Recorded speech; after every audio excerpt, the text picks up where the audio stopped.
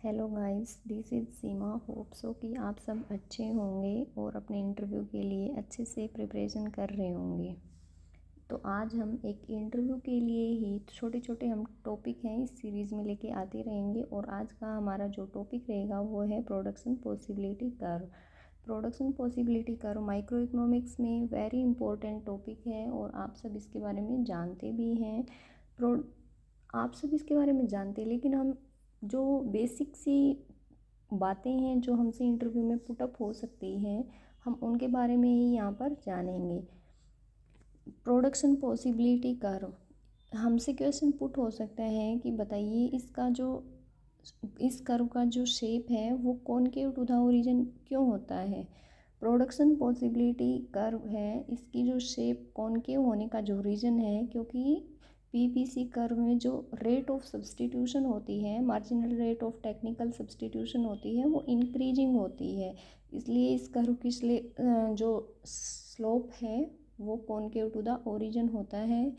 और जब हम इसकी जो marginal rate of technical substitution है वो इंक्रीजिंग होने का कारण यही है कि जब हम अपने दो गुड्स का स्टार्टिंग में प्रोडक्शन कर रहे होते हैं और एक का जब हम बढ़ाते हैं तो दूसरी गुड्स में जो रिसोर्सेज प्रोडक्शन के लगे हुए हैं उनको हम जिस गुड्स का प्रोडक्शन इंक्रीज कर रहे हैं उसमें लगाते हैं। तो स्टार्टिंग में तो हमें मतलब एक जो भी हम अमाउंट रिसोर्सेज का यूज़ कर रहे होते हैं, अगर नेक्स्ट टाइम हम उतना ही प्रोडक्शन उस गुड्स का इंक्रीज कर रहे होते हैं तो हमें पहले से ज़्यादा रिसोर्सेज की ज़रूरत होती है। क्योंकि जो फैक्टर के प्रोडक्शन है अगर हम उनको लगातार लेके आते रहते हैं तो उनकी जो एफिशिएंसी है वो कॉन्टीन्यूसली डिक्रीज होती रहती है, इसलिए हमें पहले से ज़्यादा रिसोर्सेज की उसमें ज़रूरत होती है। तो यही रीज़न है कि marginal rate of technical substitution है प्रोडक्शन पॉसिबिलिटी कर्व में इंक्रीजिंग होती रहती है और जिसके कारण इस कर्व की जो स्लोप है वो कॉनकेव टू द ओरिजिन होती है। जैसे कि आप देख भी सकते हो, यहाँ पे हमने दो गुड्स ली हैं, एक है वीट और एक है राइस।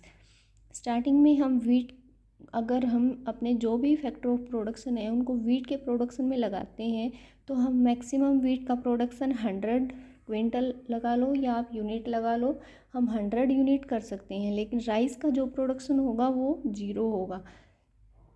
तो इसी प्रकार अगर हम राइस के प्रोडक्शन को इंक्रीज करते हैं, जैसे हमने यहाँ पे राइट भी कर रखा है 10 यूनिट कर रहे हैं हम राइस के प्रोडक्शन को, तो हमें गेहूँ की 100 से 90 यूनिट ही अब मिलेगी।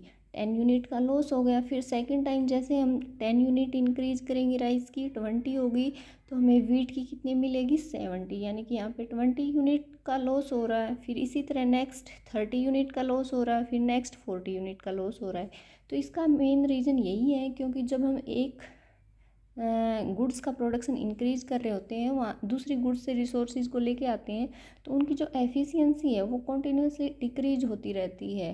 तो यही कारण है कि इसकी जो सब्सटीट्यूशन रेट है वो इंक्रीज होती है और पीपीसी कर्व का जो स्लोप है वो कॉनकेव टू द ओरिजिन होता है। आई थिंक आप सबको समझ में आया होगा। Thank you.